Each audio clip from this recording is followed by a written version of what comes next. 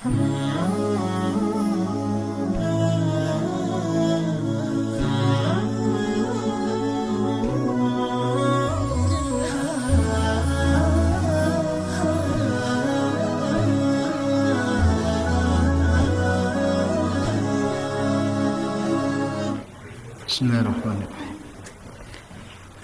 Assalamualaikum warahmatullahi wabarakatuh.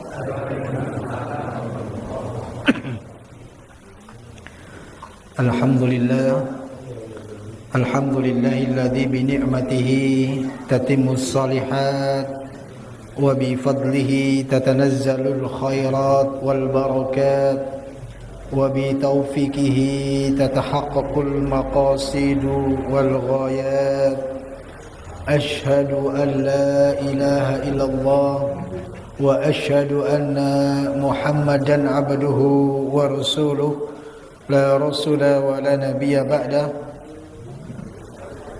اللهم صل وسلم وبارك على نبينا محمد وعلى آله وصحبه أجمعين أما بعد فيا أيها الحاضرون أوصيكم ونفسي بتقوى الله فقد فاز المتقون. Jamaah yang dimuliakan oleh Allah Subhanahu wa taala, terkhusus kepada para sesepuh, bini sepuh, para alim ulama, pimpinan cabang Muhammadiyah Kandangan, pengurus takmir masjid, pengurus kuliah subuh dan seterusnya yang tidak bisa kami sebutkan satu persatu, yang semoga senantiasa diberikan kemudahan oleh Allah Subhanahu wa taala. Sumrambah dumateng para jamaah para rawuh sedaya kakung saha putri, mugi-mugi dipun rahmatin dening Allah Subhanahu wa taala. Bapak dan Ibu, sebelumnya seperti biasa mari senantiasa kita panjatkan puji dan syukur kita kehadirat Allah Subhanahu wa taala, dan kita senantiasa berharap, kita senantiasa berdoa diberikan kesehatan, senantiasa diberikan rezeki yang berkah. Amin. Kalau ada pertanyaan, diberikan rezeki sedikit ning berkah, kalian okeh ning mboten berkah, milih pundi, Pak? Masya Allah, pilihan yang cerdas. Diberikan rezeki yang banyak, rezeki ingkang kathah, tapi juga berkah. Amin ya rabbal alamin. Kemudian salawat dan salam semoga senantiasa tercurahkan kepada baginda Rasulullah Muhammad sallallahu alaihi wasallam, yang senantiasa kita nantikan syafaatnya di yaumul qiyamah. Amin amin ya rabbal alamin. Bapak dan Ibu yang dimuliakan oleh Allah Subhanahu wa taala, pada kesempatan yang berbahagia kali ini, monggo mari kita saling nasihat menasihati dalam kebaikan dan kesabaran, saling berbagi ya. Insyaallah satu tema akan kita sampaikan berkaitan dengan sebuah tema, yaitu tombo teko loro lungo, obat datang penyakit hingkang. Ya, kurang lebih seperti itu ya. Bapak dan Ibu, kita itu mempunyai satu bagian dari tubuh kita di mana hal tersebut itu merupakan ibaratnya adalah komandan, pemimpin yang ada di dalam tubuh kita. Napa niku? Yaitu hati. Ya.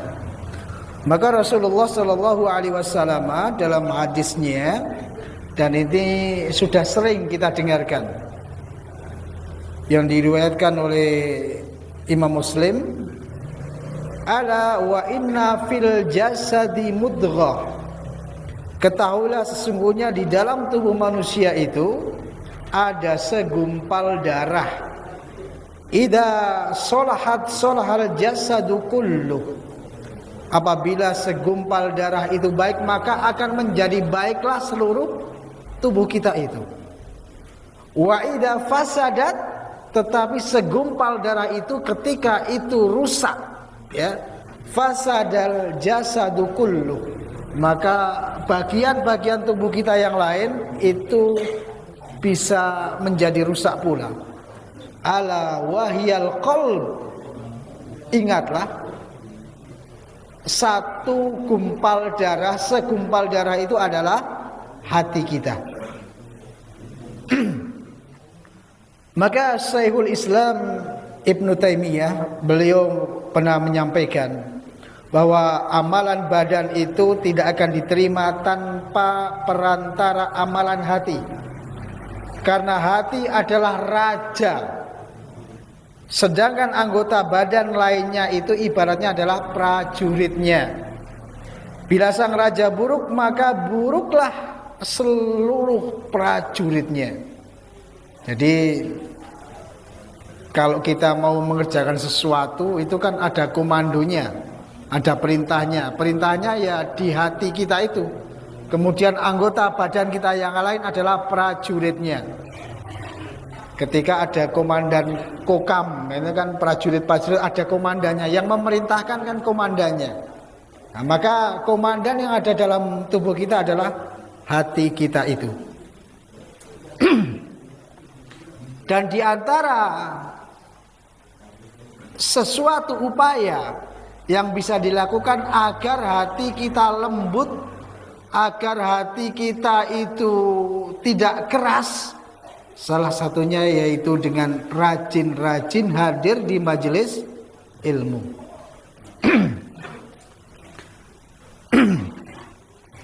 Maka Rasulullah Shallallahu Alaihi Wasallam pernah memberikan nasihat kepada Ali bin Abi Thalib.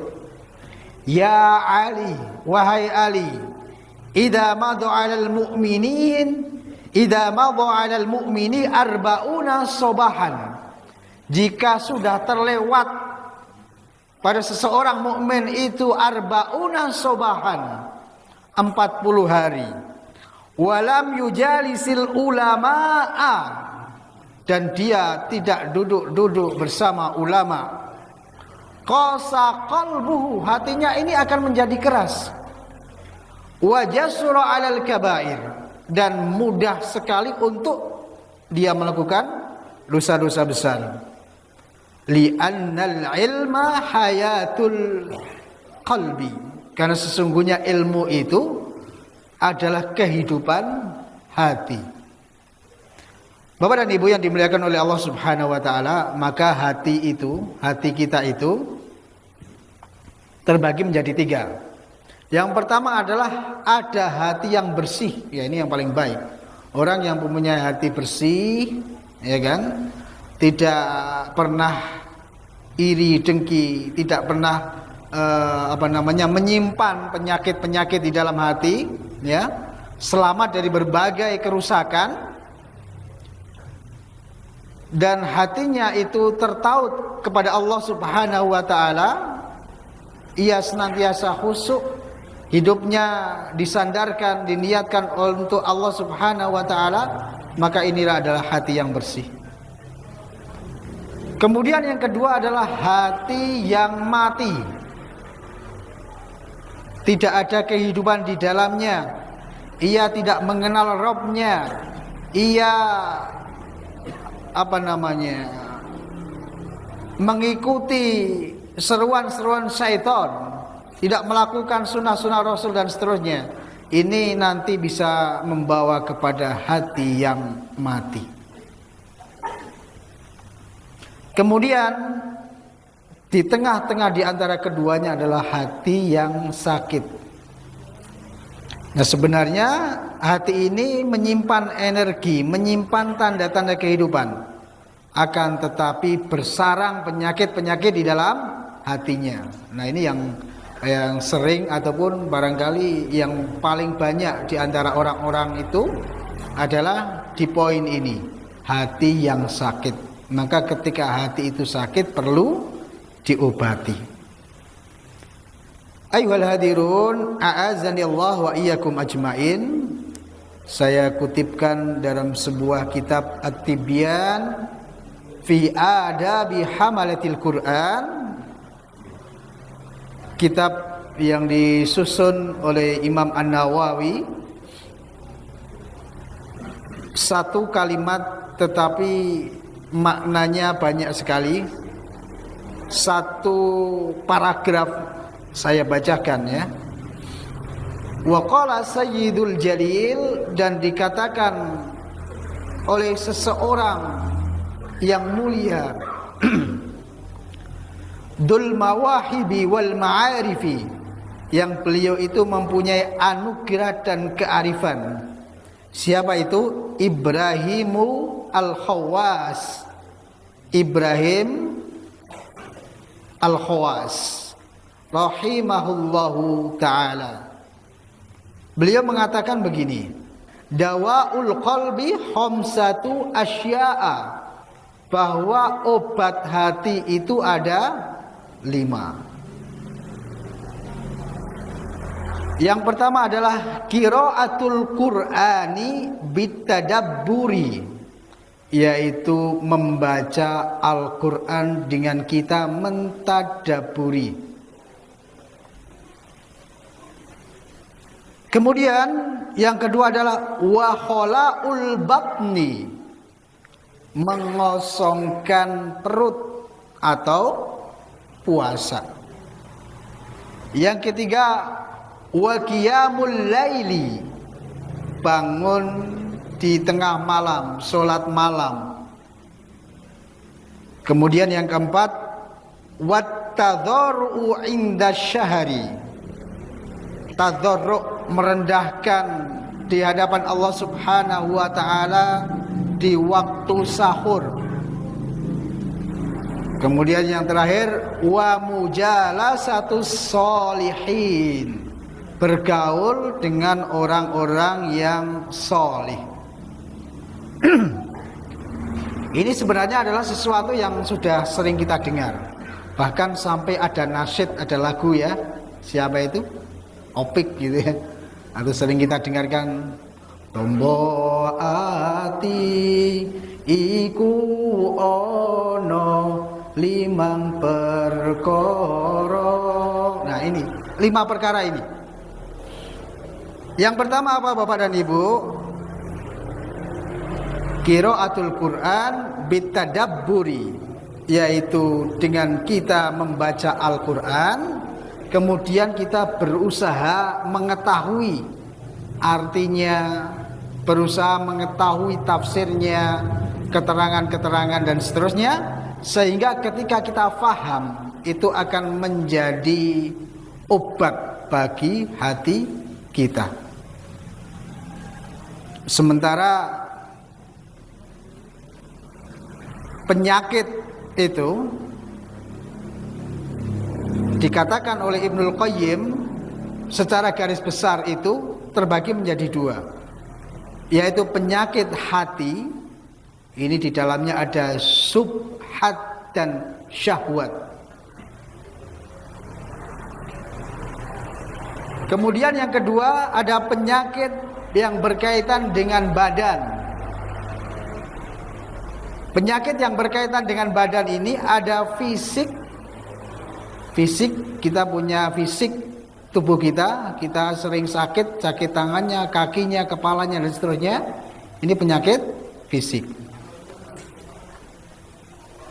Dan juga ada penyakit psikis seperti riya, hasad, takabur, ujub, ghadab, sering marah ya kan, ghibah dan seterusnya. Kemudian juga ada kesedihan yang terlalu larut ya. Ini di antara ulama mengatakan orang yang terlalu sedih ini akan membahayakan hati Pak. Jadi Bapak dan Ibu kalau misalnya ada kesedihan itu jangan kemudian didramatisir, segera alihkan kepada persoalan lain. Kalau enggak ini menggerogoti hati kita, kesedihan, menyesali masa lalu, wis kliwat isih disesali. Padahal pun kliwat nggih pun, itu kan. Sudah lewat masih kita ungkit-ungkit, kita sesali dan seterusnya, ini menggerogoti hati kita. Kemudian rasa takut terhadap masa depan kita. Masa depan belum kita lalui tapi sudah takut. Ini juga akan menggerogoti hati kita. Dan juga khawatir terhadap masalah yang sedang kita jalani. Ya, ada mboten? Tentunya ada orang-orang yang kadang-kadang merasa khawatir dengan hidupnya. Nah, orang yang terlalu berlebihan khawatir itu akan menggerogoti kesehatan hatinya. Dan Al-Quran ini menjadi penyembuh, menjadi obat. Maka Allah Subhanahu wa ta'ala berfirman, wa nunazzilu minal Qur'ani ma huwa shifaa'un wa rahmatun lil mu'minin. Dan kami turunkan Al-Quran suatu yang menjadi penawar. Ma huwa shifaa'un. Shifa itu penawar, obat, ya kan? Wa rahmatun, dan rahmat bagi orang-orang yang beriman. Ayuhal hadirun, a'azani Allah wa iyyakum ajma'in. Maka Al-Quran itu menjadi obat kita, baik secara rohani kita, baik secara fisik, ya, secara hati kita juga. Bahkan seandainya kita diberikan ujian berupa sakit, ya Bapak dan Ibu, mungkin ketika diberikan sakit, sakitnya tidak terlalu berat, sakitnya kecil-kecil, sedikit-sedikit begitu. Nah, itu sesungguhnya bisa kita sembuhkan dengan kita membaca Al-Quran, ya. Jadi suatu ketika pernah terjadi ada orang sahabat Nabi yang tersengat kala jengking. Napa Pak kalau jengking niku? Tunggeng. Nah kan iso abuh to niku. Maka kemudian dibacakan Al-Fatihah. Nah, ini ada dasarnya juga. Kemudian di dalam hadis riwayat Muslim itu juga kita bisa mengamalkan ketika kita diberikan sakit di dalam tubuh kita, di mana bagian yang sakit ada di badan kita itu, ya kan? Bisa kita kemudian berdoa dengan memegang mana yang sakit itu. Misalnya sakit gigi, ngaten nggih. Nah, kita pegang itu. Kemudian membaca Bismillah 3 kali. Bismillah, Bismillah, Bismillah. Kemudian ditambahkan lagi a'udzu billahi wa qudratihi min syarri ma ajidu wa uhadiru. Ini 7 kali. Nah, ini ada dasarnya, ya. Itu bisa mengurangi, bahkan bisa menyembuhkan penyakit secara fisik. Artinya apa? Artinya ketika kita diberikan penyakit yang ringan-ringan, yang kecil-kecil itu, tidak kemudian kita terlalu tergantung kepada obat. Kita berusaha dulu dengan kita berdoa, ya, insya Allah diberikan kesembuhan. Tetapi kalau penyakitnya sudah parah, ya ampun dungoto, gitu. Penyakitnya parah, dungoto, ya mboten mari-mari, gitu. Harus kita berusaha pergi ke PKU dan seterusnya. Ayyuhal hadirun, a'azani Allah wa iyyakum ajmain. Kemudian yang kedua, obat hati itu adalah dengan kita berpuasa, mengosongkan perut kita. Sebentar lagi kita akan menyambut datangnya bulan Ramadan. Senang napa sedih, Pak? Alhamdulillah. Onten tiyang niku kadang-kadang sedih. Wah, sesuk Ramadan isih kurang seminggu, isih kurang apa, 2 dina 3 dina, sedih. Kenapa sedih? Karena sudah tidak bisa ngopi-ngopi lagi di siang hari, gitu. Bagi yang ahli hisab, nonton mboten iki ahli hisab. Ahli hisab nonton, Pak. Wah, wis ora menghisab di siang hari. Kadang-kadang ada orang yang sedih. Tetapi kita sebagai orang yang beriman seharusnya kita berbahagia dengan datangnya tamu yang istimewa. Bapak dan Ibu ketika mau kedatangan tamu yang istimewa, apa yang dilakukan? Pasti menyambut dengan gembira. Ya kan? Mau kedatangan Pak Camat misalnya, Pak Bupati, atau orang-orang terkenal lain mau hadir di tempat panjenengan, bagaimana perasaannya? Senang, bahagia. Kemudian berusaha menyiapkan segala sesuatunya. Kasarane ora ana dianak anake. Minimal dikurungke pitik. Nek ampun kurungke pitik tok, Pak, yo disembelih. Minimal digorengke ndok, ya kan? Dicek teh kopine, gulane telas, priye carane biar tersedia lagi karena menyambut tamu yang istimewa. Begitu juga dengan datangnya bulan Ramadan, tentunya selain hati kita yang gembira, yang bahagia, kita menyiapkan betul-betul untuk menyambut tamu istimewa tersebut. Ayyuhal hadirun, a'azani Allah wa iyyakum ajmain.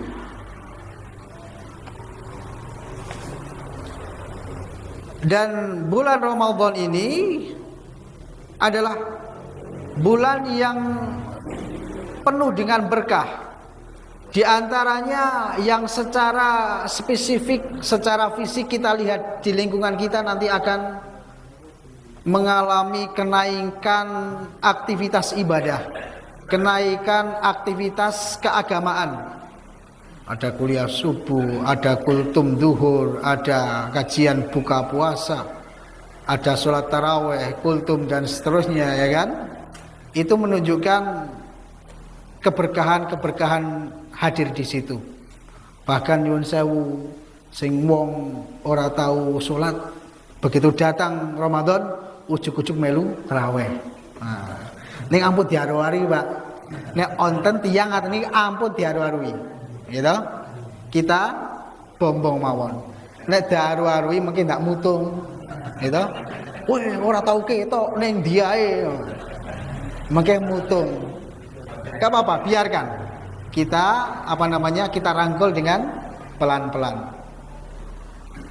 Kadang juga ada yang setahun keluar rumahnya untuk ibadah ya 2 kali, hanya ketika Idul Fitri dan Idul Adha. Atau bahkan mungkin ada orang yang tidak puasa ning melu buka bersama. Wonten mboten? Wonten undangan buka bersama mboten poso itu melu. Karena berbuka puasa itu ya memang mudah untuk kita datangi. Tapi kalau sahur bersama masih jarang nggih. Tapi Pak, kalau Pak sahur bersama wonten sing rawuh mboten kira-kira sing rawuh panitiane. Tapi ada di daerah Solo itu ada juga sahur bersama. Ya alhamdulillah itu ada pesertanya juga, mungkin karena sudah terbiasa ya. Bapak dan Ibu yang dimuliakan oleh Allah Subhanahu wa taala,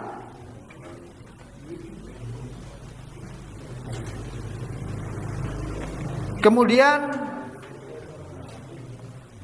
ketika dengan kita berpuasa itu akan menjadi obat bagi hati kita, maka sebaliknya orang yang banyak makan terlalu banyak itu juga bisa meracuni hati kita, ya kan? Maka sesungguhnya ketika kita diciptakan oleh Allah diberikan anugerah perut niki anugerah, Pak. Ya, diberikan anugerah perut ini, maka kita diperintahkan untuk menggunakannya dengan bijak. Sepertiga untuk napa, Pak? Makanan, sepertiga untuk air, sepertiga untuk udara. Ampun ditelaski. Nggih.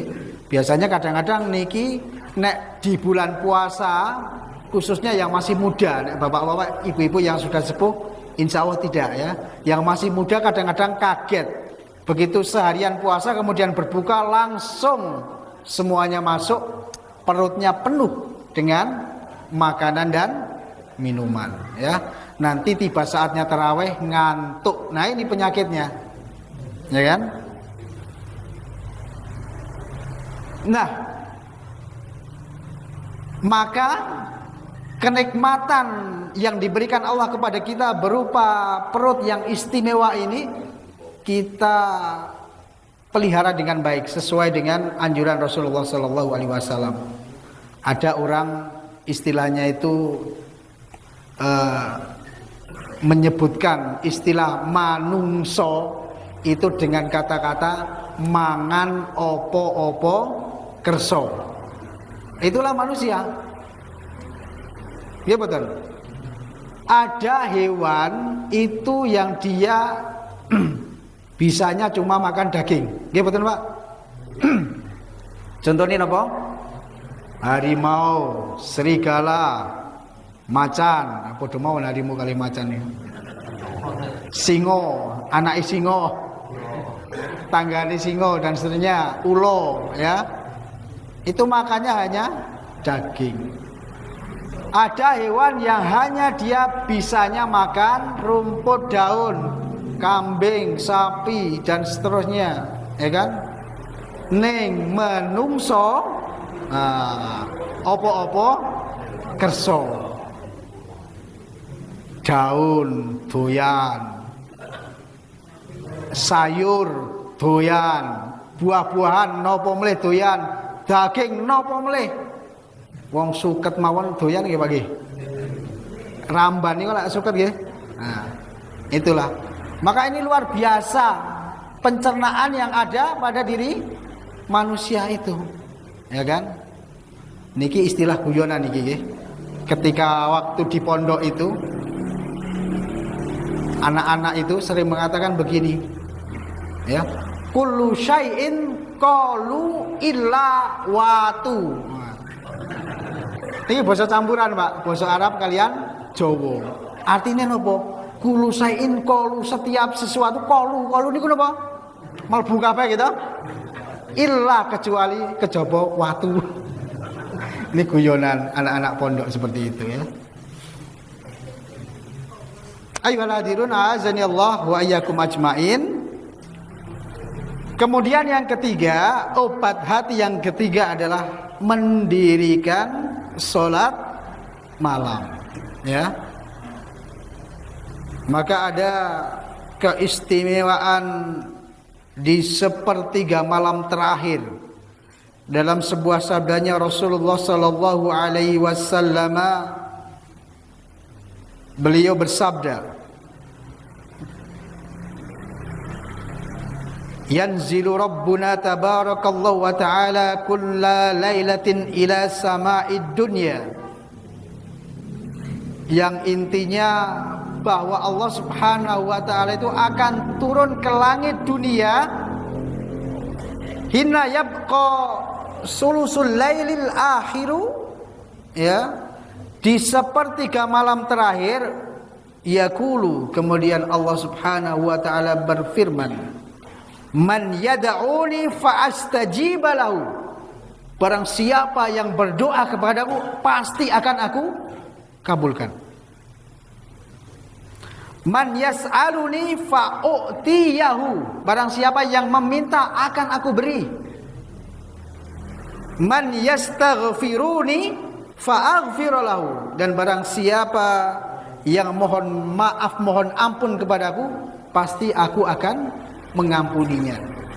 Jadi ibaratnya sepertiga malam terakhir ketika kita sholat malam itu ibaratnya jalan tol Pak, jalan sidatan, jalan sebitan, cepat, ya kan?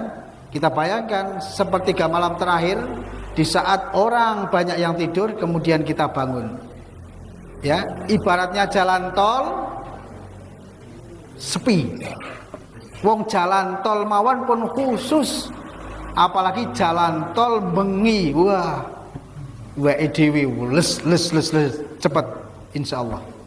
Nah, ini adalah hubungan kita dengan Allah Subhanahu wa taala. Kemudian yang keempat,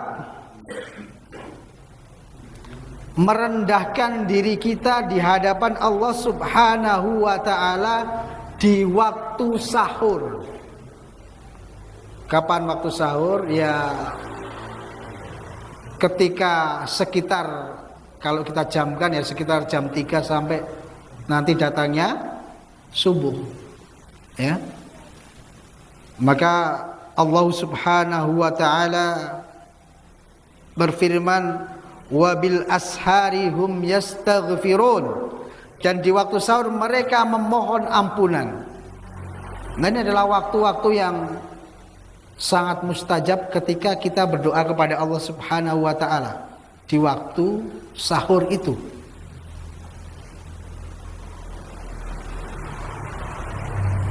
Ayyuhal hadirun, a'azani Allah wa iyyakum ajma'in. Kemudian yang kelima adalah dengan kita bermajlis, bergaul, berteman dengan orang-orang yang solih. Karena ketika kita berteman dengan orang yang solih itu insya Allah akan kecipratan, Pak. Sering-sering kita dengar sabda Rasul yang menggambarkan ketika seseorang berteman dengan orang penjual minyak wangi, dia akan kecipratan wangine, ya kan? Minimal nek koncone kan ya dimurai, nggih Pak. Tumbas sak lusin ya dibonusi siji, bonusi loro, ya kan? Atau mungkin suatu ketika malah dikei, ora satuku tak kei wae. Ini karena kita berteman, ya kan?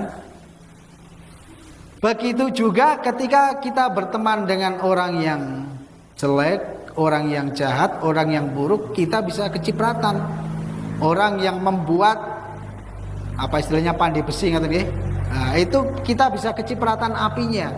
Baju kita bahkan bisa bolong. Minimal mambu sangit, nggih betul, Pak? Nah, itu contoh yang sering kita dengar yang disabdakan oleh Rasulullah sallallahu alaihi wasallam. Contoh lain ngaten. Ibu-ibu sampun bahkan sering tumbas beras nggih Bu nggih. Pun tahu beras niku kecampuran kerikil. Nah, kerep malah nggih. Tumbas beras sak kilo. Ketika sampai rumah dicuci, ada beberapa kerikil. Secara tidak sadar, secara tidak langsung, harga kerikil itu numpang di beras. Saat ini pinten Bu harga beras Bu? 20.000. Pinten Bu? 18. Oh 15. Kula mboten ngerti. 15 nggih. Harga beras 15.000. Padahal kerikil wow, nggih. Kerikil sekilo kan pinten regane? Mboten satu ku ya dipek wae. Tetapi ketika kerikil itu berteman dengan beras, nah derajatnya akan terangkat. Begitu pula kita ini, kita hanya orang biasa, kita hanya orang awam. Tetapi ketika kita berteman dengan orang-orang yang solih, orang-orang yang baik, insya Allah Pak Bu, derajat kita akan dinaikkan oleh Allah Subhanahu wa ta'ala. Ya. Maka dalam sebuah sabdanya, al-mar'u ala dini khalili falyandur ahadukum man yukhalilu. Seseorang akan mencocoki kebiasaan teman karibnya. Oleh karenanya perhatikan siapa yang akan menjadi teman karibnya. Maka kita harus pandai-pandai memilih teman. Dan ketika kita menilai seseorang, kita bisa menilai temannya itu siapa, itu insya Allah tidak akan jauh dari kondisi orang tersebut. Nah, kemudian ada hadis panjang yang di situ menggambarkan nanti suatu ketika kita sudah wafat, ketika kita sudah di alam akhirat, orang-orang yang solih itu akan tetap mencari kita, Pak. Ya, akan perhatian, akan peduli dengan kita. Tidak akan membiarkan temannya itu sengsara. Ya, ini hadisnya panjang sekali, tetapi intinya di situ ketika kemudian ada seorang yang solih, dia masuk ke dalam surga, dia akan mencari temannya. Di sini dikatakan, Rabbana kanu yasumuna ma'ana wa yusalluna wa yahujjuna fayuqalu lahum akhriju man araftum. Orang yang soleh tadi, dia protes kepada Allah, ya Allah, di mana teman-temanku yang dulu sering sholat jamaah di Masjid Punduan ini, ya kan? Misalnya ustadz di sini, imam di sini masuk surga dulu, maka dia akan mencari jamaahnya. Di mana ya Allah teman-teman saya yang dulu sholat bersama di masjid ini, yang dulu sama-sama berpuasa, yang dulu sama-sama haji bareng, sama-sama beramal soleh bareng, di mana ya Allah? Maka kemudian dikatakan di sini, akhriju man araftum. Keluarkan yang kamu tahu, teman-temanmu itu mana? Keluarkan dari neraka. Kemudian diangkatlah, ya. Nah, kemudian tidak hanya itu, orang yang kemudian mempunyai iman, mempunyai kebaikan sebesar dinar. Dinar itu sepinten, Pak? Sama ini koin, ya kan? Hanya mempunyai iman sebesar ini, maka juga akan dikeluarkan dari neraka, ya. Faman wajadtum fi qalbihi misqala nisfi dinarin min khairin fa akhrijuhu. Bahkan jika teman itu kemudian mempunyai keimanan, kebaikan yang hanya setengahnya, kalau tadi kan 1 dinar, ini setengahnya dinar saja, kemudian disuruh mengeluarkan.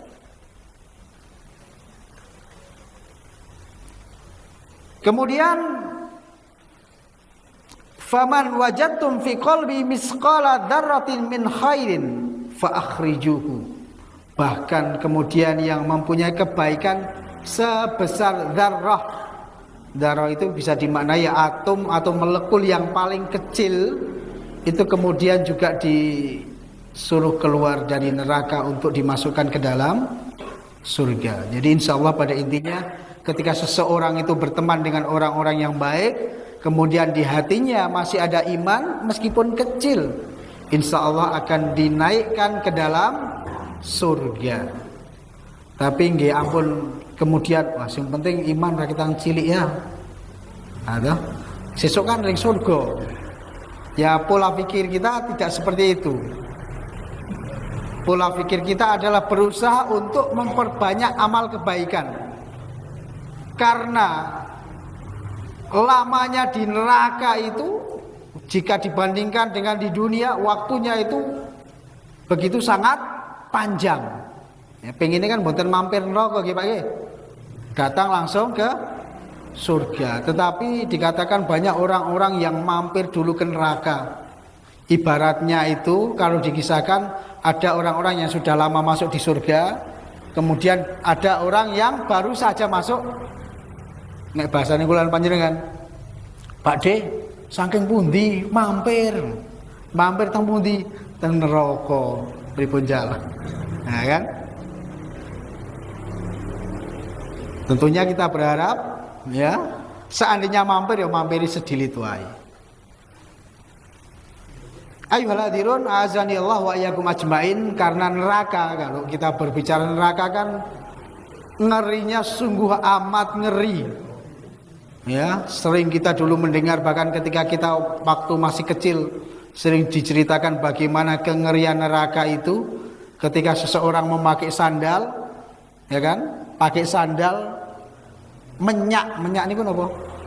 Midak nempel wowo itu akan umop sampai ubun. Itu adalah siksaan yang paling rendah. Nah, bagaimana dengan sisaan-sisaan yang berat-berat itu? Na'udzubillahi min dzalik.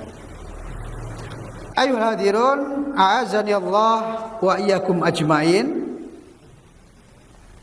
Itulah beberapa yang bisa kami sampaikan, di antaranya 5 yang berkaitan dengan obat hati. Hati kita jaga dengan hal itu, biar tidak terjadinya penyakit ben lorone lungo, atau mungkin kalau sekarang sudah terjangkit ya biar segera kemudian penyakit itu pergi dari dalam hati kita. Jamaah yang dimuliakan oleh Allah Subhanahu wa taala, maka juga kita mari sering-sering di samping berusaha juga kita menambahkan, kita kuatkan dengan doa. Kita berdoa kepada Allah Subhanahu wa taala, dikuatkan hati kita, diteguhkan hati kita untuk senantiasa berusaha untuk mengamalkan apa yang diperintahkan oleh Allah dan berusaha menjauhi apa yang dilarang oleh Allah Subhanahu wa taala. Mungkin Bapak dan Ibu sudah hafal doanya, ya. Ya muqallibal qulub, sabbit qalbi ala dinika wa ta'atika. Ini doa yang pendek sekali. Pun hafal dereng, Pak? Sampun nggih? Sampun, Pak? Cobi, Pak. Nah, cobi bareng-bareng sareng-sareng nggih. Ya muqallibal qulub, ya muqallibal qulub, sabbit qalbi ala dinika wa ta'atika. Nah, ini ada tambahan lagi juga. Allahumma musarrifal qulub, sarrif qulubana ala ta'atika. Nah, saya ulangi, ditirukan lagi ya. Allahumma musarrifal qulub, sarrif qulubana ala ta'atika. Nah, ini diantara doa-doa ringan, doa-doa pendek yang kita panjatkan untuk menguatkan hati kita agar tetap berada di jalan yang benar, di dalam ketaatan kepada Allah Subhanahu wa taala. Jamaah yang dimuliakan oleh Allah Subhanahu wa taala, sebelum kami akhiri pada kuliah subuh Ahad kali ini ada titipan ini. Bapak-bapak yang yuswonya paling kathah, wonten betul, Pak?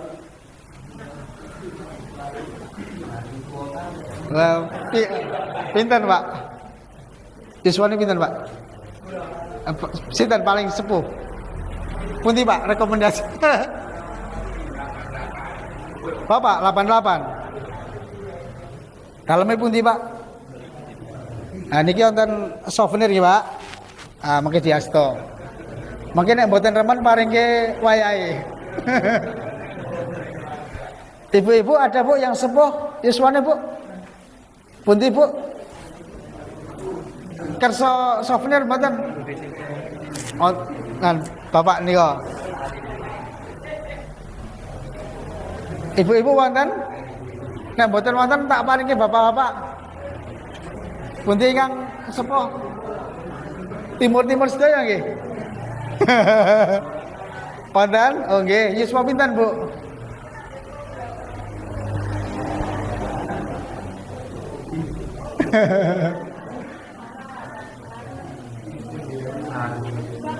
Oh, setunggal yen. Yuswa pinten paling sepuh? 90? 80? Ibu sinten? 80, Masya Allah. Nggih, ibu sinten, Bu? Ah, niko Ibu Anissa, nggih. Masya Allah. Mugi-mugi kalau kemarin kami menyampaikan yang terjauh mana, Masya Allah, rumahnya jauh, semangat untuk hadir di majelis ilmu. Yang usianya sepuh mana, sudah sepuh, ya, rajin hadir di majelis ilmu. Mugi-mugi istiqomah sedayanipun. Amin ya rabbal alamin. Makaten Bapak lan Ibu ingkang saged kawula aturaken, boten bijak kawula perpanjang amargi sak sampun menika wonten kegiatan wonten PJM Temanggung, kegiatan Hari Bermuhammadiyah, lajeng samangke ugi sonten kula wonten kegiatan wonten ranting Ngadirjo, ranting katekan Ngadirjo, kajian NA dan pemuda. Mengatakan nggih ingkang saged kawula aturaken, kita tutup kanthi waosan hamdalah. Alhamdulillahi rabbil alamin. Subhanakallahumma wa bihamdika asyhadu an la ilaha illa anta astaghfiruka wa atubu ilaik. Wa ahyana alhamdulillahi rabbil alamin. Wassalamu alaikum warahmatullahi wabarakatuh.